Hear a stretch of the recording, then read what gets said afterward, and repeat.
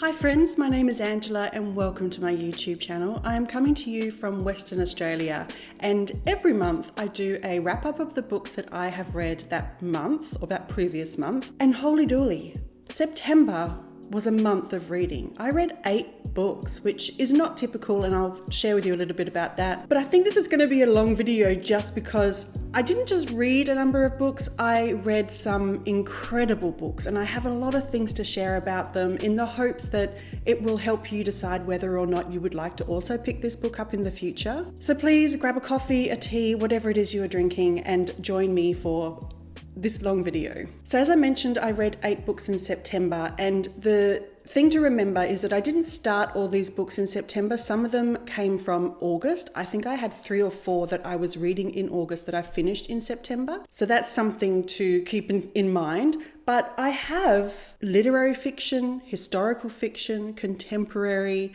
true crime, memoir, classics, new releases, horror. Every month is an eclectic month, but this just feels a little bit different. And the difference with this month as well is that it was quite varied in, there was a book that I absolutely detested, but overall, these were great reads. These were 4 and 5-star reads. So I'm very excited to share them with you. I have my coffee, I think it's called a cortado, where you have equal amounts coffee and milk. That's what I have going on at the moment. I need the caffeine to get me through this. First of all, let's have a chat about what I'm still reading as of now in October. First of all, I'm reading The Crucible by Arthur Miller. This is, of course, a play. I am into Act 2 at the moment, and I'm really enjoying this. I haven't read a play for a long time, but what I like about this, and I don't know if it's unique to Arthur Miller and his writing of this, is that there are passages that are narrative and he's giving you background on people or places or things that have happened. So it's not just the dialogue and stage directions, but I am really enjoying it. It's something I wanted to read in the lead up to Halloween to be able to recommend as a spooky-ish read or, seasonal read. And I am enjoying it so far, but I'm taking my time with it because I do want to annotate as I go through. So that's one I've got on the go still.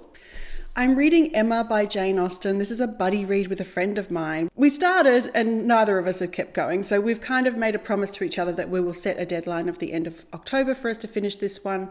I really do want to read it. I have enjoyed it so much so far. I think the thing with that is that I have read the first 4 chapters previously, a couple of years ago. I think the fact that I have read them before and now I am reading them again gives me a little bit more clarity about what is going on and seeing the themes that I know are going to be coming up.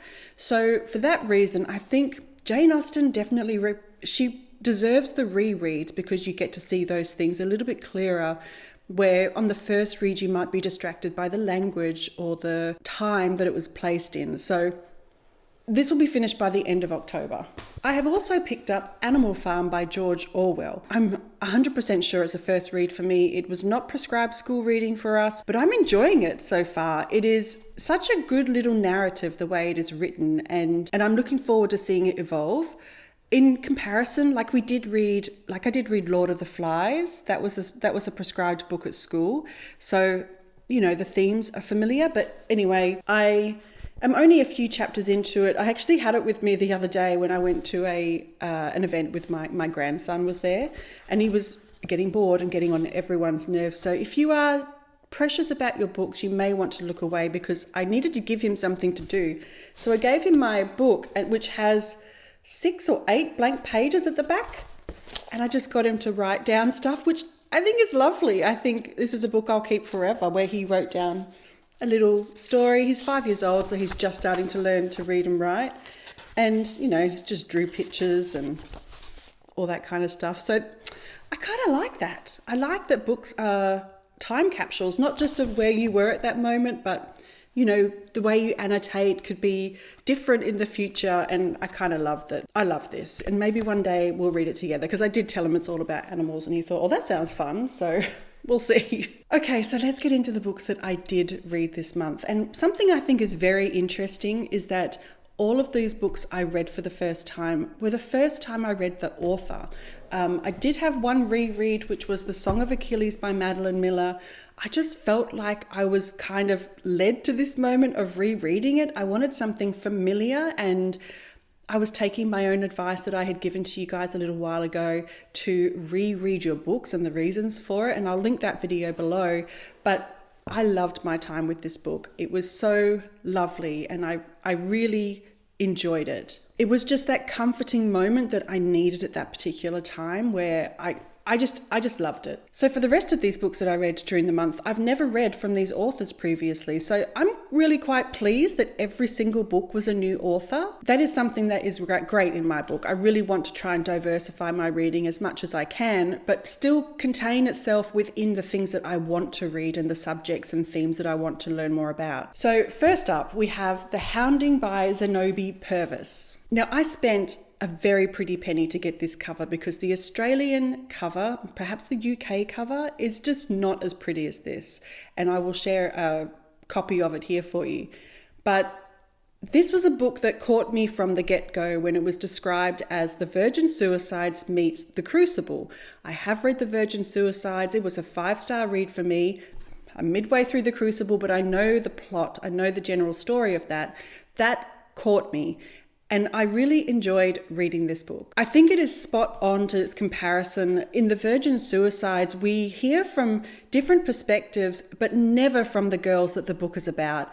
And this is the same. There is 5 girls at the center of this story, and you don't ever hear from their perspective. So we're in an 18th century village where there are 5 sisters, the Mansfield sisters, and their parents died when they were quite young, and they are living with their recently widowed and blind grandfather on a farm. They're already considered a little strange because they just tend not to conform to what people expect, but then a rumor starts spreading that they are actually turning themselves into dogs, which of course freaks everyone out in this town. And that is where the hysteria grows from. What I love most about this book is that it explores what it means to be a girl or a woman in a world that is governed by men. It's a theme that we've seen so many times, but I feel that this explores it in a very different way. And there was a particular line that really jumped out at me and stayed with me that kind of explained that. For a moment, she wanted nothing but to think quietly about these women, and the many other women like them, and those unlike them too.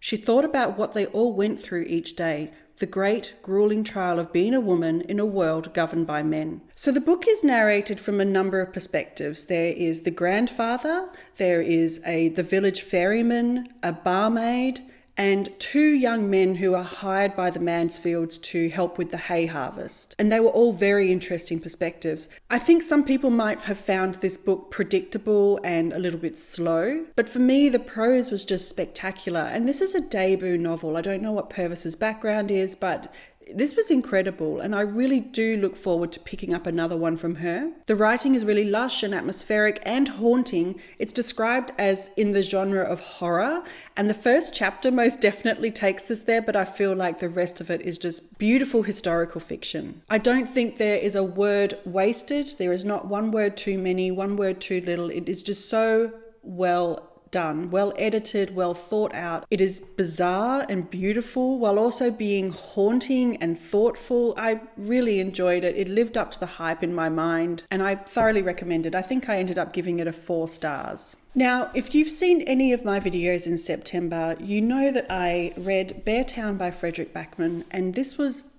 most definitely not my favorite book. This was a slog to get through because I really did not enjoy this experience. So I'm going to try and break it down for you, and I will not be giving any spoilers, so if you haven't read it, it's totally safe. The story is set in a small Swedish town where hockey is everything. It is the lifeblood of this town. And the junior team have a chance of bringing glory back to this struggling town by winning the championship. But then there is a violent act involving one of their star players that turns everything on its head, and everyone is forced to choose sides, and this story really just deals with how the community processes that trauma. So I do want to say that a lot of you told me that this is different to Fredrick Backman's usual books. All of his other ones, A Man Called Ove, all those sort of ones, that this is a departure for him. So I hear you on that, and that a lot of people that like Fredrick Backman did not like Beartown for that reason. And the biggest issue for me was the narration, the writing style. I just did not like it at all. It's this really heavy-handed and omniscient voice that is constantly telling you what characters are feeling and thinking without actually showing you. It continually tells you what the moral of the moment is, or even hinting about what is about to happen. Almost every chapter ended with, oh, and they don't know what's coming next. Like, this is not a spoiler at all. Amat is left kneeling in the snow as she disappears down the road. The last thing he sees before night swallows her is her silhouette against the sign that says, "Welcome to Beartown. Soon she won't be anymore."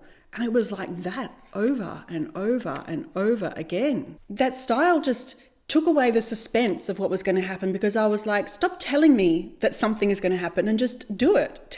Just write it. Write what is going to happen. I think I just found myself wishing that Backman would let the story speak for itself rather than being this looming voice telling us the moral of the story of what is happening in that moment. That said, there were characters I really connected with. Benji and Amat in particular stood out for me. I felt that they were quite layered, and I really cared about what was going to happen to them and how they dealt with the situation. It wasn't always perfect, but I cared about their storyline. But then there were parts that I just did not find believable. Things that happened and I was like, no, I just don't think that character would have done that.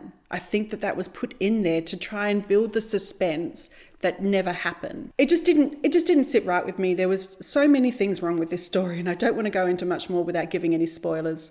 I'd probably give this a 2-star rating in the end. I tend not to give 1 stars because I feel like that is probably more on me having chosen the wrong book. But I read this book from cover to cover. I really tried to stay with it. I really tried to understand what the author was doing, and I thought that it fell flat. So what I was thinking as I was doing this, it came to me as I was reading it. I would rather put this down, and I would rather pick up Chanel Miller's Know My Name, which is exactly what I did as soon as I finished this book. Because this, I thought, would be a book that would explore the themes in Beartown a lot better than Backman was trying to do it. And I was right. It's always very difficult to rate nonfiction, especially a memoir, because I don't feel like when I rate a nonfiction book or a biography or a memoir, I'm not necessarily rating their story and the content of it, but how it is produced, how it is portrayed and written. And while it is difficult to rate nonfiction, especially when the content is as sensitive as this book is, I thought it was perfect. This book was first published in 2019. For anyone not familiar with this book, Chanel Miller was originally known to the world as Emily Doe. And in 2016, she gave a victim impact statement at the trial of Brock Turner, who had assaulted her. Her statement went viral. It is one of the first really viral media moments I can remember, especially in 2016, where her statement it grew legs and it ran. It gave the first glimpse of her as a writer who was still not known by her real name. She was still anonymous. She was still Emily Doe, but a lot of people, it resonated with so many people because she is an incredible writer, and she was reclaiming her story. Throughout the entire trial, she was just known as a unconscious victim, and this statement really gave her personality. It allowed her to say exactly what she wanted. It is an incredible statement. So this book is when the world first knew that Emily Doe, her name is Chanel Miller. And this is her story of the lead up to the assault, what happened in the moment, what happened afterwards to her family, to her friends, and then what it was like in the trial as well. She also gives a really vivid personal history of who she is, who her family is, which is something I was not expecting. She really allows you in to her life. And Chanel's writing is superb. She is an incredible writer. Everything feels real and descriptive, and it doesn't feel like she embroiders the truth for word count. It feels like everything she has written has come from her heart. It really is an incredible memoir. It is up there as one of the best memoirs I have read. And I think I'll recommend this to everyone, regardless of their age, their sex, any demographic. I think this is essential reading if you are a citizen on planet Earth. It is inspiring. I thoroughly appreciated my time with it. I don't know if I could say it was an enjoyable read, but I think it is an incredible book that everyone should read. Keeping in the vein of true crime, I picked up Helen Gardner's This House of Grief. This was a book published in 2014, and I shared it in an early vlog for the month of September when I picked it up for the first time, and I shared a little bit about the book at that moment. Helen Garner is an author I've wanted to read for a while. She is most definitely Australian royalty when it comes to literary fiction, but she also has kind of had her hand in every single cookie jar. She has written screenplays, she's a journalist, she's done non-fiction, fiction, a bit of everything. And her first book that came out was a novel, which was in 1977, I think, and it was a book called Monkey Grip. And when it first came out, she really kind of set the scene that she was an original voice in Australian literature. And that book has become known as a classic. And it's something I really do want to get to, but it's one of those books that is a little bit daunting. I don't know why. I think because it just has this huge gravitas behind it and who she is and what this novel's about. But it really established her as an original and a clear Australian voice in literature. But Helen's incredibly consistent as well, because that first book was in 1977. This year she released another book, which is a work of non-fiction. It's her collected diaries over a 20-year period, and I think it's called How to End a Story. This book has been shortlisted for a very prestigious UK prize called the Baillie Clifford Prize, where there is $100,000 Australian dollars up for grabs. So anyway, I knew of Monkey Grip as a book. I knew of all of her diaries that were out there to read. I didn't really know that Helen Garner was a journalist in the sense that this book came about. She was on my radar because she is co-authoring a book called The Mushroom Tapes, which is about Erin Patterson, who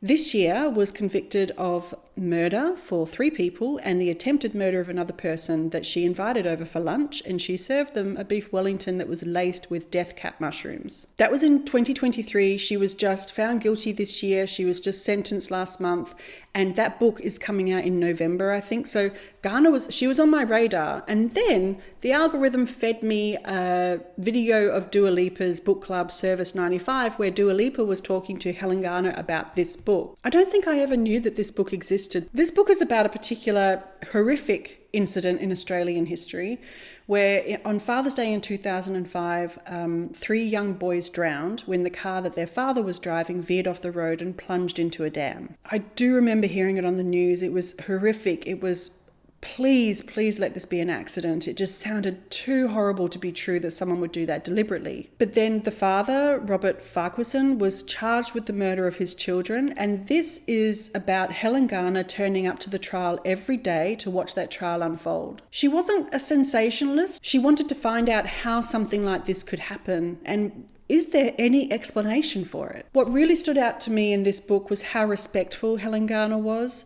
not just to the family of these children, but to everyone surrounding it. She writes with so much empathy, and I think it's a really unique skill to have, that she's able to articulate these moments that we all may think and feel but we can't describe. And in this book she really walks a fine line between a journalist and being a mother and a grandmother with a grandson who is a similar age to one of the boys that died. And she even admits to the struggle that she feels of keeping her emotions in check while listening to this trial unfold. But she really wants to listen like a juror and listen to both sides before forming an opinion about this. And I don't think her opinion is really the end goal for this.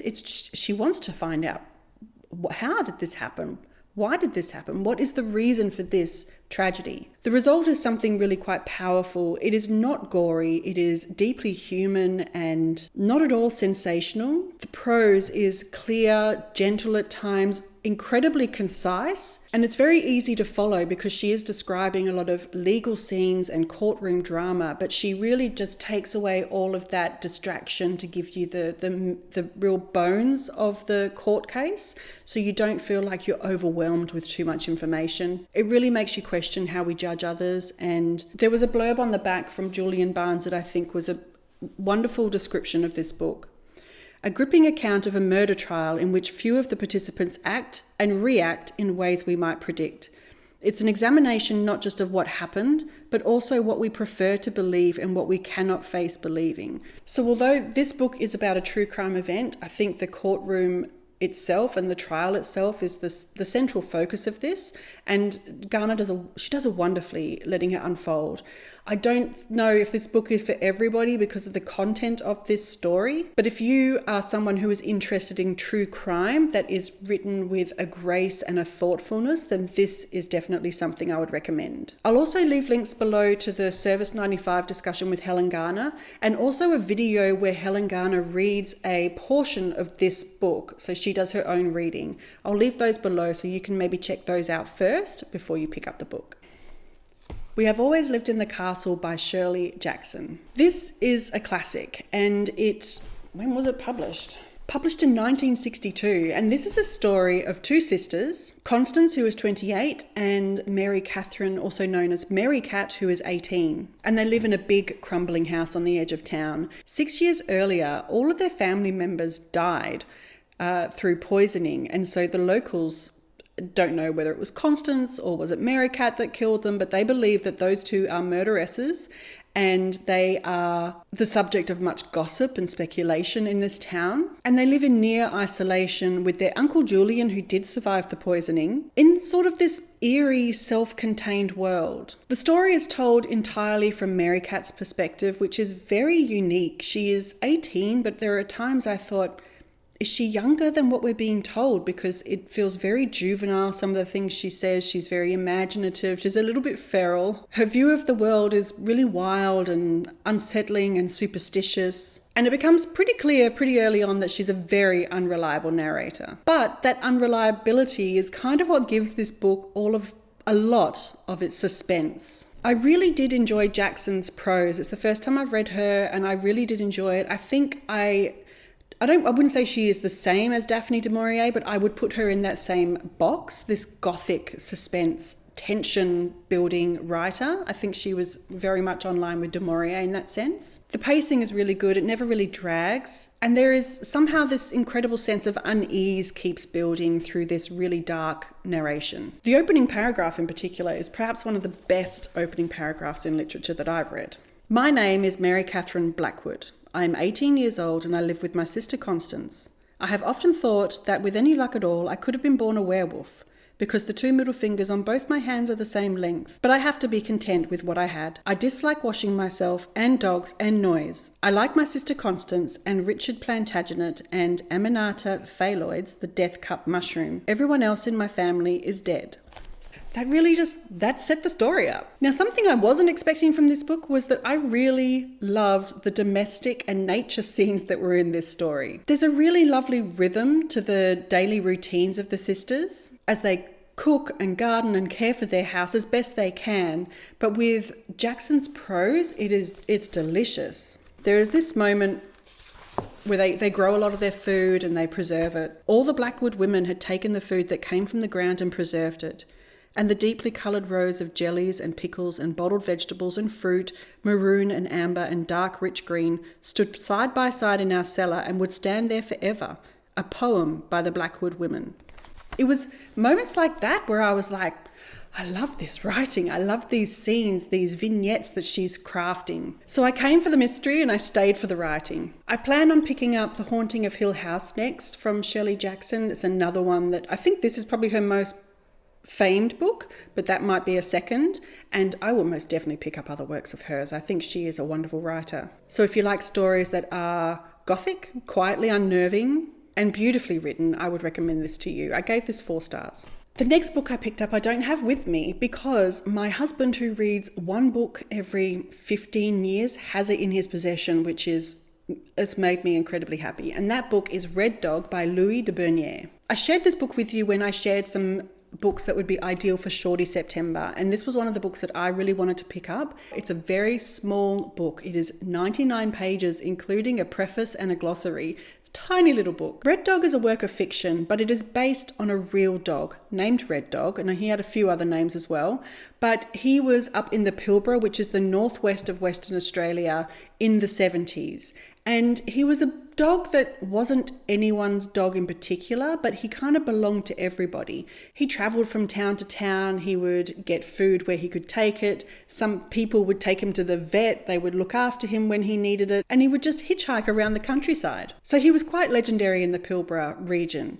And then Louis de Bernieres, who wrote Captain Corelli's Mandolin, came to Perth in the 90s, the mid-90s, for a literary festival.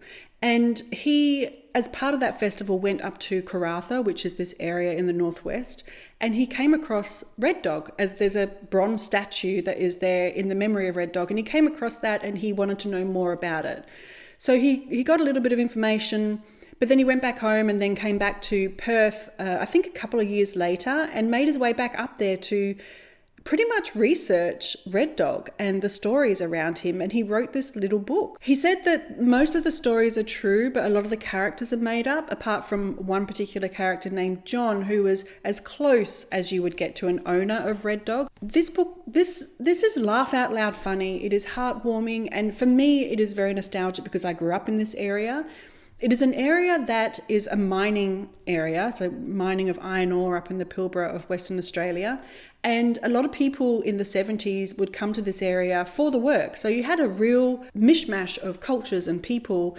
And I think that de Bernieres did it really, really well in describing that. I finished this book with no notes, and I just started immediately thinking of who can I buy this book for? Who can I send this book to? Because it is so, so lovely. Even if you're a cat person, there is something in here for you with a story of Red Dog and a cat, which is, it's just so good. This is the feel-good literature that I wanted to read this year. And de Bernieres did an incredible job crafting these stories. Not only did he put in a lot of slang and lingo that is specifically Australian, but the tone, the way he wrote, if I didn't know, I would have said it was an Australian that wrote it. He did it incredibly well. So if you can get hold of it, please do read it. It is such a tiny little book. It is such a beautiful, beautiful story of a real dog. Excellent. So then the last book that I read, which I'm cheating a little bit because I think I finished it on the 1st or 2nd of October, is The Name of the Sister by Gail Jones. And the reason I'm including it is because in my recent vlog where I did a road trip, I started reading this and I thought I'll just finish it up for you so you can kind of decide what you think. I really don't know what led me to this book. This is a new release. It came out last month, and there are so many other books that I have high on my TBR, but for some reason I was led to this book and I'm glad I read it. It is contemporary fiction. So the book opens as a young woman stumbles naked out of the dark outback onto a main road, and she is found by a passing driver. She is silent, she is severely malnourished, and she has no name. So Angie, who is a freelance journalist, comes across this story as she hears it on the television, and she calls a friend of hers from childhood who is a police officer, and she is involved in this case. And she just wants to get a little bit of more information, find out what's going on, and is there a story here that she could write? It's a little bit of a noir kind of book. Gail Jones's writing is really unique. It's hypnotic and quite raw, and yet she is incredibly observant of human nature and humans, how they interact, and she writes it very, very well. That said, this is an eerie book. This is an eerie story, and it is very well paced, and it deals with themes of identity, generalizing people, survival, and the stories we tell to survive. It's got a lot of themes. It's very layered. Whether it's surviving an unhappy marriage, the loss of a child or a parent, or pigeonholing and needing to put a label on someone. However, this book overall felt very cumbersome. There is a lot of heavy words, and at times I was like, I need a dictionary because you know those books that you start reading and you're like, I just don't think my brain is equipped to read this. Maybe it's too intelligent. The way it's written is too intelligent for me. And that's how I kind of felt a lot of the time. I did need a dictionary at times, which is probably not a bad thing, but that sort of stuff pulled me out of the story where I felt like it should have kept me in. However, it is a very layered story, and the prose is very beautiful if you can get on board with that sort of descriptive writing. And overall, it was an unexpected but nonetheless appreciated read. It seems to be popular because someone commented on my vlog that they had put it on hold at their library, and there was a wait list of 80 people for that book. So it seems to be very popular. I think this is her 11th book. I've never read one before. I hadn't even come across her name before. And for Australians, there is an interesting element in here of almost romanticizing bin chickens, which is an interesting angle. So if you're Australian, it's very evocative, and I really appreciated that. There's a lot of descriptive moments, but it was unexpected. I enjoyed it. And that is all she wrote. Those are all the books that I read in September, and it was incredible. But now, if I had to pick a favorite from the month, this is always hard. I don't know. I'm in charge of this thing. I don't know why I always ask this question of myself. Know My Name by Chanel Miller, 100%. Probably followed by The Hounding. or We Have Always Lived in the Castle. Chanel Miller is most definitely the best book I read for the month. And I think there's 5 stars in here. This was, Red Dog. Chanel Miller, Know My Name, my top non-fiction. Red Dog, my favourite fiction. Absolutely. So please let me know below what your favourite book from September was. Are you going to pick up any of these? Have you picked up any of these, and do you agree with my thoughts? Do you disagree? It's always very difficult to articulate, which is why I'm so respectful of writers. I think that it's such a talent that I just do not have. So please let me know below. Have a lovely week of reading ahead, and I will speak with you soon. Bye.